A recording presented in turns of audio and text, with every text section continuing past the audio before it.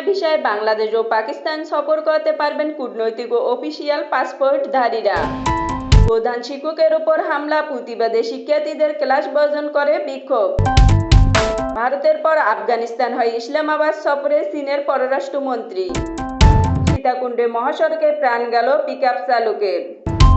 146 কোটি টাকার কর ফাঁকি, এনবিআরের 3 কর্মকর্তার বিরুদ্ধে মামলার অনুমোদন দুদকের। জুলাই গণ অভ্যুত্থানের ঘটনায় 26 মামলায় অভিযোগপত্র দিল পুলিশ। যে কোনো ক্যাডার কর্মকর্তাকে রাজস্ব নীতি বিভাগের সচিব নিয়োগ দেয়া যাবে প্রেস সচিব। মার্কিন সংস্থা IRI এর সঙ্গে বিএনপির বৈঠক, সংস্কার নির্বাচন নিয়ে আলোচনা। রোহিঙ্গা বিষয়ে সম্মেলনে অংশ নিতে কক্সবাজার যাবেন প্রধান উপদেষ্টা। নির্বাচনের মাঠে থাকা কর্মকর্তা ও নতুন মন্ত্রীদের জন্য 280টি গাড়ি কিনবে সরকার। ডেঙ্গুতে আরও 5 জনের মৃত্যু, হাসপাতালে ভর্তি 311।